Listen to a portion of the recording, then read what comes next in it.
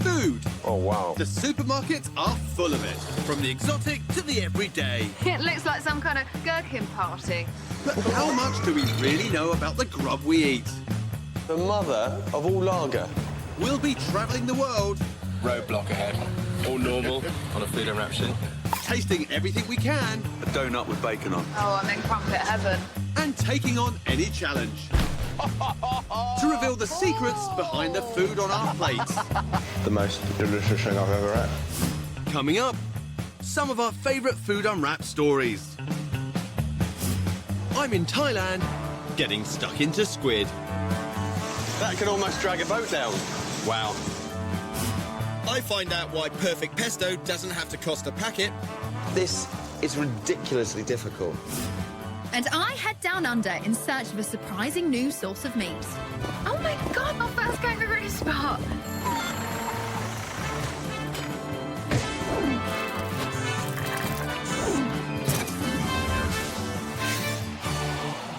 Breaking news. Our national dish is under threat. Now, I love my cod and chips, but reading some of these headlines, I might have to get a taste for something else. Will squid replace British traditional fish and chips? Squid and chips twice, Mediterranean fish could be on your chippy menu. Our seawaters are warming up, so traditional species like cod and haddock are moving out, and squid is moving in, so you better get a taste for squid and chips. If squid really is heading our way, I want to find out what we're in for. So I'm heading to one of the largest squid exporting nations, Thailand. They're fanatical about this freaky-looking fellow. First stop, Bangkok. Time to explore this infamous Asian city. And there's squid everywhere you look. It's prepped squid, squid with tentacles. You can just buy the tentacles on their own. Here in Thailand, they love their squid. There's a new culinary craze here, and it's super-sized. This squid shop is where all the cool kids are hanging out. Right, here we are, I'm in the right place. Hi there, how are you doing? So you sell lots of different types of squid here. Is it very popular? Yes, this is very popular for squids here. So you've got the squid tentacles, squid rings, and that XXL. Yeah. Okay, I love squid and chips. Perfect. Squid and chips. This squid shop sells hundreds of these jumbo squid every day. And much like our cod, it's battered and fried. Look at this. Let me just show you the full size. I mean, that's massive, eh? That could almost drag a boat down. Wow. Wow, that's really good. There are 6 other branches of this fast food franchise in Bangkok alone. It seems the Thais just can't get enough of the stuff. Maybe this could be the new favourite in our chippies. Go on, bite it. Later, I set sail on a squid hunt. They've just dropped the net. Hopefully, they're going to bring in a load of squid. And give it a big push back in Blighty. It's massive. So it's a hop, skip and a jump to Australia to find out how this type of meat makes it onto our shelves. And no sooner have we touched down... Oh my God, our first kangaroo spot. Literally, a kangaroo just beside me on this side of the verge, hopped across the road. The first stop on my Skippy adventure is to see Dr. George Wilson, a professor from the Australian National University who specialises in kangaroo management. You'd like to go and see a few? Perfect. It's beautiful, isn't it? These roos really are everywhere, and they often bounce into very surprising places. That is the most bonkers sight I've ever seen. It's wonderful, isn't it? This golfer here, she is whacking those balls towards the kangaroos and they're not even flinching. Now, George, is this an anomaly or do you see kangaroos all over Canberra? Yeah, the kangaroos are in a really unusual situation. In the one moment, kangaroos are both a national icon and they're a pest. This is a golf course, it's not a kangaroo reserve. There's some 50 million kangaroos in Australia. And How many people have you got? 25. Yeah. So you've got 2 roos to every person. Yeah, numbers are right up. So I still don't know how they're farmed, but George is taking me to meet a local farmer. Maybe that's where I'll get some answers. Hi, Alan. How are you? Good, Kate. Kate, Alan, pleased to meet with you. George. But it turns out Alan is a cattle farmer with his own kangaroo issues. So you've erected this fence, Alan? Yep. This is the new fence that I put up. It replaced a very worn-out fence that the roos could readily get through. Why don't you want roos on your land? Well, they compete for the limited grass with our cattle. So what is the solution, George? Well, I've been arguing that we really should be making the best use of kangaroo meat. You want us to eat more kangaroo? That sounds like a pretty good idea to me. It's a very good meat, and I would love to see a day when that demand is strong enough so landholders like Alan, where they've got thousands of them, can actually regard them as part of the enterprise. So although it's eaten in the UK, it's not that widely eaten in Australia. Perhaps not surprising, owing to its iconic national status. Now, Alan, have you ever eaten kangaroo? No, I haven't. Would you? George assures me it's very good meat, and since George said it, I'm prepared to give it a go. I'm off to Genoa in Liguria, northwest Italy, considered by Italians to be the traditional home of pesto since Roman times. Cue the moped and Andrea Sampietro, who represents farmers in the area. Andrea, Nice to meet you. nice to meet you. In Genoa, there are little spaces, and so basil farms are over the top on hills. The locals here are very choosy about their basil. We're heading up into some very unforgiving terrain. Oh, this is going to be fun. Where are we going now? It's incredibly steep. The director's got his work cut out with this one. Oh, very good. We made it. That was quite a tricky hill. Yeah. Ridiculous. I can see why you're on a bike now. Early pesto used any available green herbs until basil arrived from India in the 1800s and the recipe stuck. Time to get a closer look. It's quite hot in here. It all seems a bit laid back in here. Ciao, Sergio. Good morning. Good morning, Sergio. Sergio. Met Sergio. Sergio Cassotti's farm has been in his family for 3 generations. Working with his father, he uses age-old techniques to produce the famous basil. This way to pick up is the typical way in Genoa for basil Genovese, so that you don't crush it. Amazing. I did not believe this is how you pick basil. Can I have a go? Yeah, you have to try. You have to put on this wood the same position. They might need a bigger plank, to be honest. Jeez. Okay. Okay, I'm good. Adesso prendi le piante più grandi. Just the biggest. Solo le più grandi. This is really hard work. Oh, how many hours a day do you do this for? E noi facciamo questo lavoro 7-8 ore al giorno. I've been doing it 5 minutes. This is ridiculously difficult. Harvesting this way is much more expensive than mass production. But local connoisseurs believe basil grown and picked the old-fashioned way is best, and they're prepared to pay for it. I think Sergio's father's got the right technique. Looks like he's having a little nap. After seeing all that effort, I'm desperate to know how supermarket pesto is so affordable. So I've travelled 50 miles to Asti, home of Sackler, whose pesto sells for just over £2 a jar. Ah, ciao. And to show me around is export manager Sara Sacco-Botto. Amazing smell in here. That fresh kind of basil.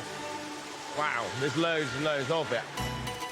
Sackler have spent over 2 decades perfecting their recipe, and oil is a key ingredient. But this doesn't look like extra virgin olive oil. We have a high percentage of sunflower and a lower percentage of extra virgin olive oil. If you use only extra virgin olive oil, it overwhelms the taste.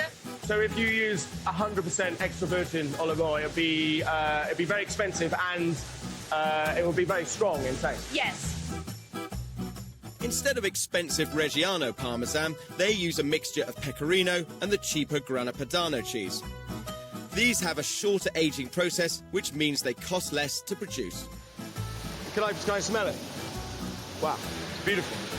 Very strong. And then they add the nuts. You can see fine kernels and crushed cashew nuts. And why do you use the combination of the two? The pine nuts give flavor. Yeah. The cashew nuts give a crunchiness. Pine nuts, I know, are very expensive. Yeah, So you are right. in order to sell a jar for a couple of euros or a couple of pounds, you need to keep costs down in certain The places. cashew nut helps to control. Okay. With our insatiable appetite for pesto, they need to swap some of the traditional ingredients for cheaper alternatives to create the affordable jars we find on our supermarket shelves. Good, there's lots of cheese in there. Big, strong taste of cheese. You're a major player. If it wasn't for the compromise in very expensive ingredients and affordable ingredients and getting that recipe right, people all around the world wouldn't be eating pesto. Yeah, now people around the world can know pesto. But I've heard of a totally new way to farm the delicious herb. Instead of heading to the hills, I'm hitting the beach. We've come to the seaside town of Nolli in northwest Italy, where I'm meeting Luca Gambarini. And he doesn't look like a typical farmer to me. Ciao, Luca. Matt. Hey, nice to meet you. Nice to meet you. Why are we standing here in the sea? Because we're growing basil right over there. Underwater? Underwater, yeah. Okay, And I'll show you around. Just off this shore is Luca's farm. Okay, Luca, are you ready to go? I am. And to visit, we're going to have to dive there. With the help of a Kickstarter campaign, Luca raised funds for a revolutionary idea to try and grow fruit and veg at the bottom of the deep blue sea. 7 meters down, and I can't believe what we're seeing. This is pretty wild. It's quite James Bond-like. It's very odd. It's like no farm I've ever been. Yeah, exactly. There's fish looking at us. How do you get everything down here? We take this plastic dome with all this already mounted underwater. Then we fill it with air. Okay. And the air brings the water out. Just pushes it all out. Instead of soil, the crops are grown in coconut fibres mixed with fertiliser. And even at this depth, there's still enough sunlight. We have a pretty warm environment, which is great for the plants. Right. We can keep a lot of factors constant. Is this more constant in terms of temperature in the water than it is on the land? Yes. During the summer, for example, the water outside is going to stay at 24, 25 degrees Celsius. Right. And we're going to have a nice and comfortable temperature underwater, even during the night. But plants like basil need fresh water, not seawater. The salt water evaporates, and that's where it condenses, it just runs down. And we collect that water. Oh, is that what these? That's very clever. Yeah. So this is clean water? Yeah, absolutely. Salt-free. So can I try some of this basil? Yeah, of course, absolutely. Help yourself. How does that taste? Intense. Intense? Good? It's delicious. With a growing world population and agricultural land increasingly at a premium, could there be a future in this kind of farming? What's the big ambition? The ambition is giving an alternative for agriculture. And the reason is we are running out of soil in the world. We're running out of space, and we're running out of solutions. Right. So it's not just basil and tomato, it's basically everything that is not too large. It's a very exciting project, isn't it? It's pretty amazing. Back to Squid. I'm in Bangkok, getting the Thai guide to their favourite street snack. That's massive, eh? Today we're leaving Bangkok behind and heading for the coast. I want to see how the Thais manage to feed their big squid habit. We've arranged to meet a fisherman a mile out at sea in the squid fishing grounds. Squid boats set sail at dusk, as the fishing of these creatures is best done under the cover of darkness. So I've just got on the main squid fishing boat. You can see behind me. Now the crew getting on. Masses of kit. Here we are, all aboard.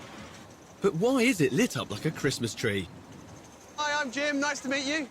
The proud owner of this squid fishing vessel is Captain Pod. So why so many lights then? ไฟเนี่ยมันล่อแพลงก์ต้นเข้ามาเล่นไฟแล้วก็มีปลาหมึก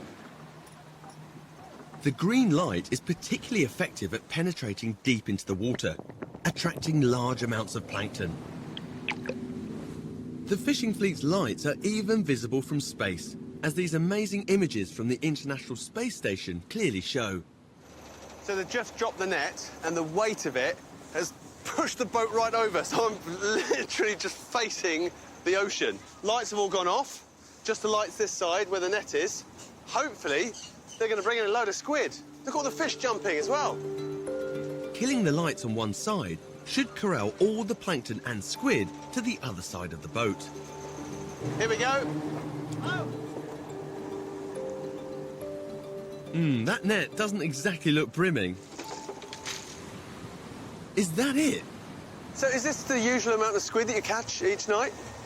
My. How much do you usually catch? 100 โล 200 โล ไม่ดีก็ 70-80 โล Well, there sure ain't 70 kilos here. In recent years, the EU has threatened to ban imports of Thai seafoods because of concerns over unsustainable fishing practices. This has recently led to the Thai government drastically tightening their controls, issuing fishing permits and setting quotas. ก็ดีเหมือนกันนะกับอาชีพประมงอ่ะโดยที่ว่าห้ามเรือประเภทนั้นประเภทนี้ก็เห็นด้วยนะที่ว่าบางครั้งอ่ะห้ามเรือใหญ่หากินตามชายทะเลใกล้ๆฝั่งให้ลากออกระยะเป็นระยะกี่ไมล์ทะเลอะไรเงี้ยเรือเล็กก็ยังได้มีโอกาสที่ว่าหาปลาได้มากหน่อยส่วนใหญ่แล้วก็อย่างหนึ่งก็มันก็อาจจะได้ฟื้นฟูพวกหมึกพวกปลามาเข้ามาเนี่ยได้เกิดได้เยอะ So you're letting the squid grow and breed more? Yes. Next morning, I'm back at the docks to see if the larger boats who have been out longer in deeper waters have fared better. There's a boat unloading a load of squid. Look at that. It's a lot of squid coming off. So how much have you actually caught? 2,500 โล These boats must have a permit to fish, and their catch must be within the stipulated quota.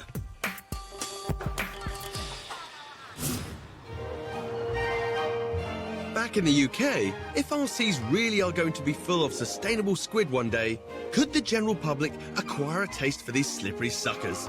I've taken over Mark's chip shop to find out. You ever put a squid in the fryer? No, first time I put a squid in the fryer. Don't let your tentacles hang out, will you? I'll do my best. What will the public think of my Thai-style squid on a stick? Well, I've got a treat for you. This is a giant squid from the deep. It's massive. I know. Get your laughing gear around that and tell me what you think. Look at that. Delicious. Yeah. Nice? Lovely. I feel it's really good. You like it? It's really good, seriously. Is that... Hey! There we are. Sounds promising. Now the million-dollar question. Would you trade it for cod and chips ever? Stick with cod. What if I said that's half the price? Might sway me a bit. Would you give up your cod? Yeah. No, I don't think so. Definitely. Definitely? Lovely. So it looks like squid could be a hit. Although for some, it's too much to swallow. So do you not do tentacles then? Oh, no. Earlier, I found out that Australia's kangaroo population is a growing problem. There's some 50 million kangaroos in Australia. They're a pest. And that one solution would be to turn their national symbol into their national dish. Have you ever eaten kangaroo? I'm prepared to give it a go. But I still haven't found out how the meat makes it onto our supermarket shelves back home. Hi, Caroline. Caroline. Kate. I've tracked down Caroline Hatch, who markets the meat, to try and get some answers. This is our wholesale chillers. And in here, we have your kangaroo, the tenderloin, which is the best part. Can't get any better than that. It's 100% lean. So, where is this meat farmed? No such thing as farmed kangaroo. No such thing? No. It's a wild-caught animal. It's just 100% natural. So all kangaroo that you'll ever eat is going to be wild? Yeah. So all kangaroo meat is a byproduct of official culls, aimed at keeping numbers down. But is it popular? Are you seeing demand increasing for kangaroo? Yeah. Yep. Absolutely. Why do you think that is? Because it's coming trendier. It's the ultimate free-range wild meat. Yep. So to utilise the culled meat, a growing number of Aussies are turning to roux.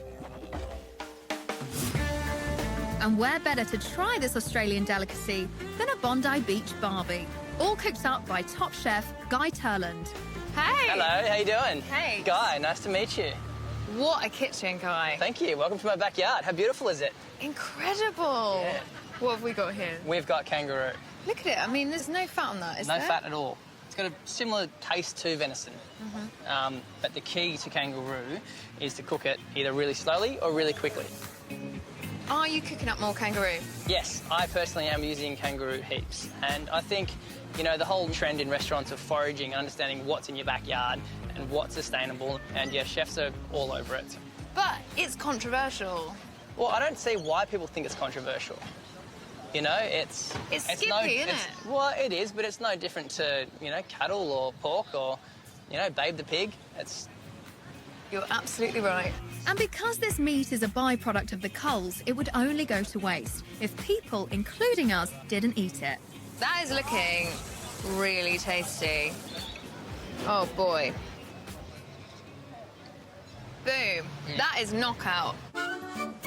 And what do Bondi's beach babes think of these kangaroo cuts? I'm loving your appetite for kangaroo. Check you out. What a whole pile. Oh, look, you're getting it down. Yeah, loving it. Loving it. Big fan. Do you like it?